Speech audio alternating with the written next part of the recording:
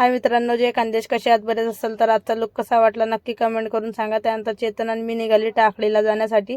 तिथं होता देवकाठीचा प्रोग्राम, तर आम्ही केला आता जळगावला टाटा। भेटूया टाकळीत गेल्यावर।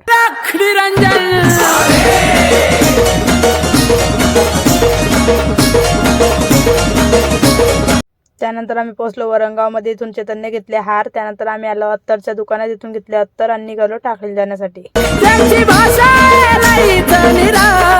तर आम्ही पोहोचलो अतनूर धरणावर आणि इथून चालले होते आम्ही देवकाठी जवळ। तर मी बाहेर बसून आकाशदाचा आणि ऋषीचा करत होती वेट।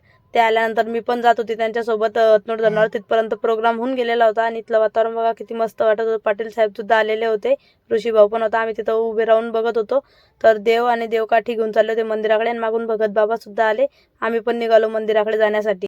तर इथं रोडवर चेतन, आकाशदादा, पाटील साहेब, मी इथं बसून करत होते बाबा येण्याचं वेट।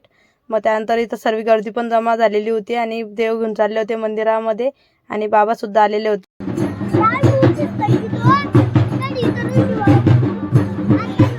मग इथून निघाले देवकाठी गावामध्ये फिरण्यासाठी। देवकाठी फिरून आल्यानंतर इथं आली मंदिराजवळ। मग आम्ही इथून मारला शॉर्टकट आणि आम्ही पण आलो देवकाठी जवळ। तर इथं देवकाठी उभी केलेली होती। पुढे होते मोठे भगत बाबा आणि त्यांच्या मागे होते छोटे भगत बाबा।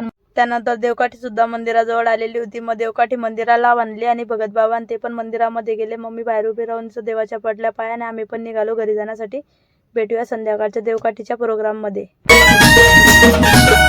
दादा गुरु मच्छिंद्रनाथ त्या गर्भगिरी पर्वतात। त्यानंतर आम्ही गावात आलो, पोहोचलो घरी आणि केला संध्याकाळपर्यंत आराम आणि परत 4 वाजता निघाले टाकळी जाण्यासाठी। भेटूया प्रोग्राम मध्ये। बंगाली रे बाबा बोलतो बंगाली बंगाली बंगाली रे बाबा। त्यानंतर आम्ही पोहोचलो टाकळीला आणि आम्ही चाललो होतो शेतातल्या देवाजवळ। तर इथं गाडी वगैरे लावली। चेतन, पप्पा आणि मी आम्ही आलो मंदिराजवळ। तर हे मंदिर आहे रमजानची शाह बाबा आणि इथलं वातावरण बघा किती मस्त होतं। गहू पेरलेला होता इथं। त्यानंतर एक जण इथं जमा होत होतं। मग आणली तिकडनं देवकाठी आणि इथं उभी केली। मग आले छोटे भगत बाबा, त्यांच्या मागे होते मोठे भगत बाबा आणि मग इथं प्रोग्राम चालू झाला। तर मंदिरामध्ये मुली जाऊ शकत नाही म्हणून मी तर शेतामध्ये येऊन करत होते टाइमपास।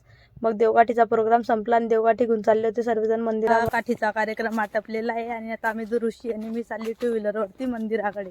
तर ऋषी भाऊ आणि मी गाडीवर निघालो मंदिराकडे जाण्यासाठी। रस्ता खूप खराब होता तर आम्ही हळूहळू चाललो होतो मंदिराजवळ। तर इथं आल्यानंतर इथं प्रोग्राम चालू झालेला होता।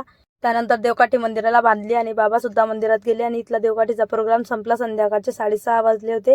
तर चेतन, मी, पप्पा, आकाशदादा, ऋषी आम्ही बसलो होतो जेवणाला। इथं होती वरणपट्टी, वांग्याची भाजी। तर आमचं जेवण झालं होतं। आम्ही गाडी काढली आणि निघालो घरी जाण्यासाठी। बासा वाजव रे आता। नाही मराठी नाही गुजराती बाबा बोलतो बंगाली। नाही मराठी नाही गुजराती बाबा बोलतो बंगाली।